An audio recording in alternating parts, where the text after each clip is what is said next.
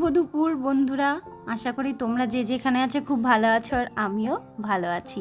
তো আজকে সকাল থেকে ব্লগটা স্টার্ট করিনি, আসলে সকালে প্রচুর কাজের খিচিবিজি, যার জন্য আমি কিন্তু স্টার্ট করতে পারিনি। তো ভাবলাম দুপুর থেকেই ব্লগটা শুরু করে দিই। তো এদিকে দেখো, সকালে যে কিছু জামা কাপড় ছিল সেগুলো কেচে টেচে এদিকে মেলে দিয়ে রেখেছিলাম। আর বাইরে কিন্তু প্রচুর পরিমাণে রোদ, আর রোদের জন্য না তাকানো যাচ্ছে না, বাইরে এত রোদ হয়েছে। আর আকাশটা দেখো, হালকা মেঘলা হালকা রোদ। তো চলো এখন ঘরে গিয়ে দেখি। আর ঘরে দেখো, এই ঘরটাতে আজকে বেড কভার চেঞ্জ করেছি, আর যে বালিশ ব্ল্যাঙ্কেট ছিল ওগুলোকে না আর একটা বেড কভার দিয়ে, তো ওই যে দেখছো কালোতে সাদাতে একটা বেড কভার, ওটা দিয়ে ঢেকে রেখে দিয়েছি। আসলে এখানে তো সেরকম কেউ ঘুমোয় না, তো ঘরটা তো খালি থাকে, যার জন্য জানালা খোলা থাকলেও ধুলো বালি সব কিছু এসে কিন্তু এই যে ঘরটার মধ্যে পড়ে, আর বিছানা টিছানা পুরো ধুলো হয়ে যায়। তো বেড কভার চেঞ্জ করেও কোনো লাভ হয় না, কারণ ধুলো পড়েই যায়। আর সকালে তোমার স্নান পুজো সমস্ত সংসারের কাজ হয়ে গেছে। আর এদিকে দেখো, আমি রান্নাটাও কিন্তু করে নিয়েছি। তো রান্না করেছি এদিকে ডিমের অমলেট আর ডাটা দিয়ে একটা চচ্চড়ি মতো, আর করলা ভাজা আর ডাল। আর এদিকে দেখো, এই সম্পূর্ণ রান্নাঘরটা পরিষ্কার পরিচ্ছন্ন করে সব কিছু মাজা ধোয়া করে মুছে টুছে নিয়েছি। আর তারপরে ঘর বারান্দা তো আবার পুরো আমি ঝাড় দিয়ে নিই রান্নার পরে, আর ঝাড়টা দিয়ে টেবিল মুছে রান্নাঘর পরিষ্কার করে মুছে নিয়েছি, মানে যেটা আমার রোজ দিনের ডিউটি থাকে তো সেটাই করে নিয়েছি। এটা কিন্তু আমার দুপুরের ডিউটি। আর বিকেলে আরেকবার ঝাড় দিয়ে নিই, কারণ জানি না আমি বারবার ঝাড় কেন দিই, আসলে ধুলো হলে ভালো লাগে না। তো চলো এখন খাওয়ার সময় হয়ে গেছে। আর এদিকে ছেলেকে ভাতটাও মাখিয়ে দিয়েছি, আর ছেলেকে ভাত মাখিয়ে একটু অমলেট দিয়েছি, মানে ও বেশি অমলেট খেতে চায় না। আর আজকে প্রচণ্ড পরিমাণে গরম, যার জন্য বেশি কিন্তু খেতেও চায়নি, আর খেয়েছিলও অল্পই, মানে এত গরমে না খাবারও খেতে পাচ্ছে না বেশি। আমরা কেউই সেরকম খাবার খেতে পাচ্ছি না, প্রচণ্ড গরম। একটু বৃষ্টি হলে খুব ভালো হতো। তো ওইদিকে ফোন সেট করছে, ফোন সেট করেই কিন্তু ও এখন ভাত খাবে।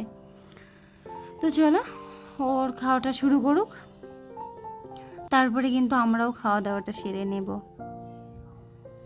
তো তারপরে আমরাও খাওয়া দাওয়া সেরে যে বাসন টাসন ধুয়ে আমি চলে এসেছি যে বাইরে একটু ঘোরাঘুরি করতে। এখন বিকেল টাইম কিন্তু, আর বাইরে কিন্তু হাওয়া দিচ্ছে। তো ভাবলাম সকালে স্নান করেছি, চুলটাও খোলা হয়েছিল না, তো এখন একটু খুলে দিয়ে চুলটা একটু শুকিয়ে নিই। আর দেখো, হালকা যদিও এখন রোদ আছে, মানে এখন তো বড়দিনের বেলা, এই সন্ধ্যা লাগতে লাগতে 6:30।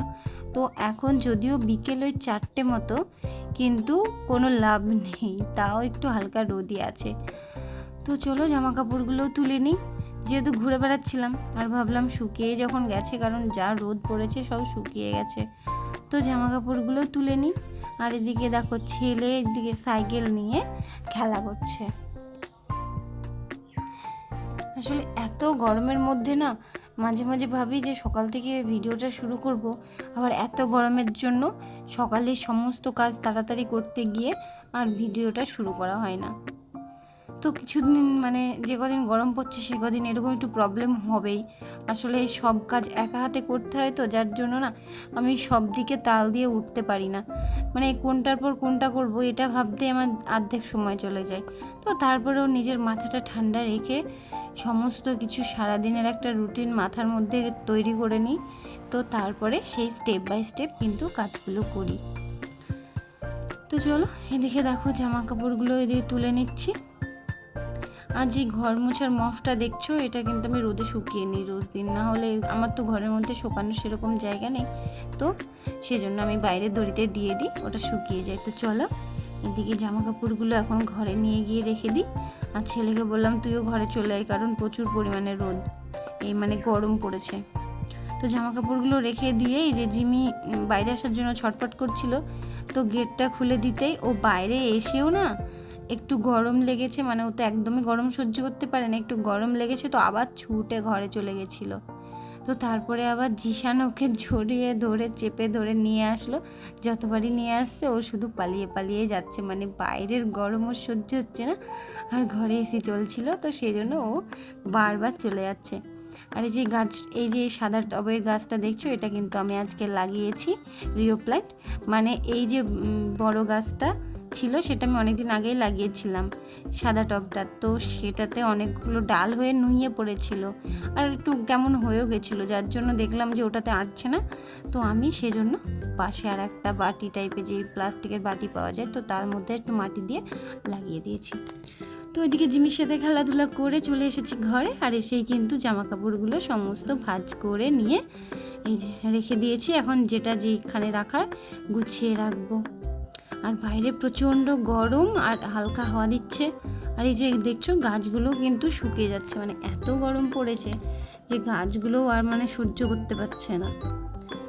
তো চলো একটু হালকা করে জল দিয়ে নিই। আসলে এই ছোটো ছোটো টব তো মানে আমি যেখানে পেরেছি সেখানে লাগিয়ে দিয়েছি, তো সেরকম খুব একটা বড় না, তাই জলটাও অল্পই লাগে।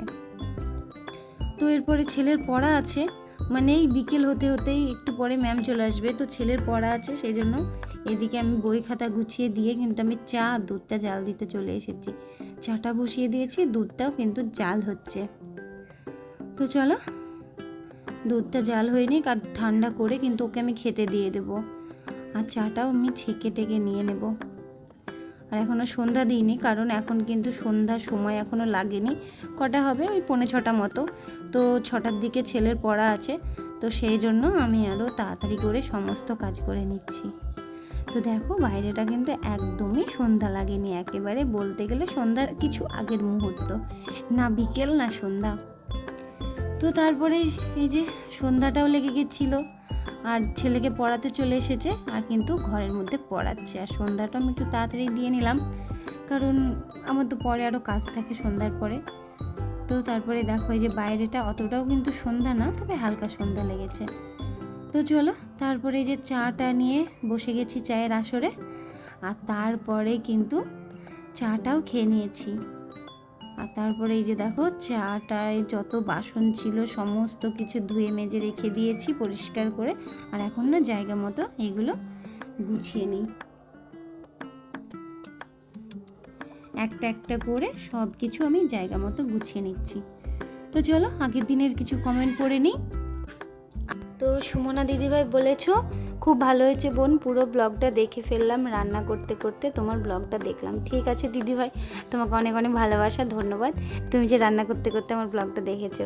আর ছোট পরিবার থেকে দিদিভাই বলেছো খুব ভালো লাগলো ভিডিও, শাড়ি পরে খুব সুন্দর লাগছে, বাবু তো খুব সুন্দর রুটি করছে আর কত সুন্দর জামা গুছিয়ে রেখেছে, দেখে ভালো লাগছে। দিদিভাই ও যখন ইচ্ছে হয় ও তখন সব কিছু গুছিয়ে রাখে, আর যখন রাগ হয় সব কিছু এলোমেলো করে দেয়। তবে আমার ভয়ে একটু গুছিয়েই রাখে, এলোমেলো করলেও কিন্তু ভয় পায়, যার জন্য আবার সব কিছু ঠিকঠাক করে রেখে দেয়। আর রান্না বান্না আমি যখনই করতে যাই ও তখনই আমার সঙ্গেই চলে যায় রান্না বান্না করতে। তো এই হচ্ছে ব্যাপার। তো চলো এদিকে জিনিসপত্রগুলো একটা একটা করে কাপ টাপ সমস্ত কিছু আমি এখানে গুছিয়ে টুছিয়ে নিয়েছি। আর সত্যি কথা বলতে এত গরম থাকা যাচ্ছে না, মনে হচ্ছে বৃষ্টি হবে। বাইরে কিন্তু অলরেডি মানে বিদ্যুৎ চমকাচ্ছিল আর খুব মেঘ ডাকছিল। তো যদি বৃষ্টি হয় তো ভালো। আর এই বৃষ্টি হলে একটা প্রবলেম কি, সারা রাত কারেন্ট থাকবে না যতক্ষণ বৃষ্টি হবে। তো হালকা হালকা হাওয়া দিচ্ছে। আর এইদিকে তারপরে এই যে গুছিয়ে টুছিয়ে নিয়ে একটু বসেছিলাম, আর ওর বাবা গেছিলো বাজারে, তো এই যে বিরিয়ানি নিয়ে এসেছে, মানে রাত্রে রান্না করব ভেবেছিলাম, তো ও বললো যে তোমার জন্য রান্না করতে হবে না, বিরিয়ানি নিয়ে আসছি।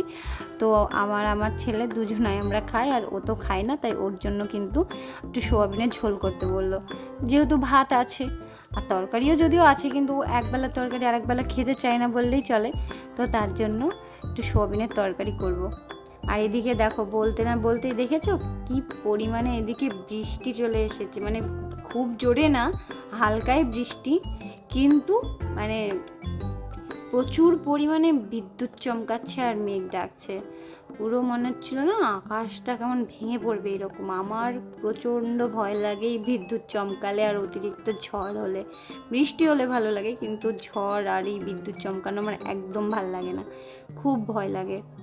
তো দেখো এই যে রাত্রিবেলায় এরকম মুহূর্ত মানে আরও বেশি ভয়, দিনের বেলায় হলে কোনো রকম ম্যানেজ করা যায়, রাত্রিবেলায় আমার খুব ভয় লাগে।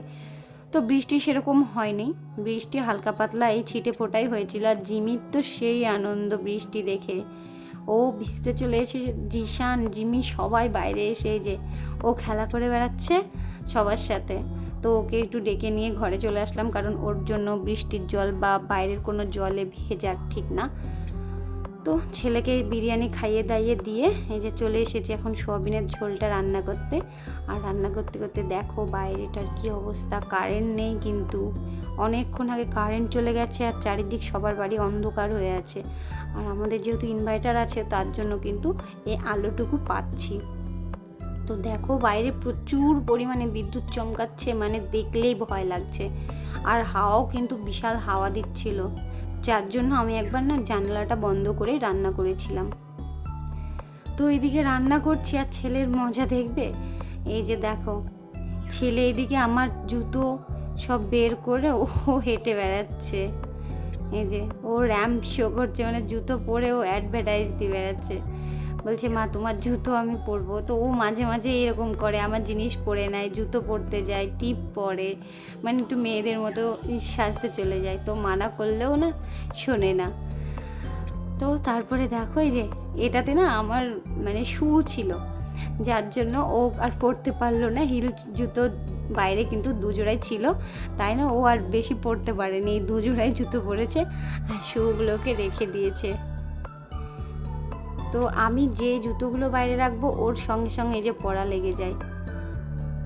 এই যে দেখো এবার এটা পরে হেঁটে বেড়াচ্ছে। ওর মানে বুঝে পাই না ও কখন কি ওর মন হয়, কখনো সেজে বেড়ায়, কখনো এই যে জুতো বড়, কখনো যে কি করে বুঝে পাওয়া মুশকিল। তো মানে ওর খেলাধুলা এরকমভাবে চলতে থাকে, মানা করলেও কিন্তু শোনে না। আর তারপরেই দেখো সোয়াবিনের একেবারে একটা মানুষের জন্য অল্প একটু সোয়াবিন রান্না করেছিলাম, ব্যাস। তো এদিকে বিছানাও করে নিয়েছি, চুল বাঁধা হয়ে গেছে, আর এখন আমরা খাওয়া দাওয়া করে নেব। তো চলো আজকের মতো ব্লগটা এখানে শেষ করছি, যদি ভালো লাগে তো অবশ্যই জানিও, টাটা।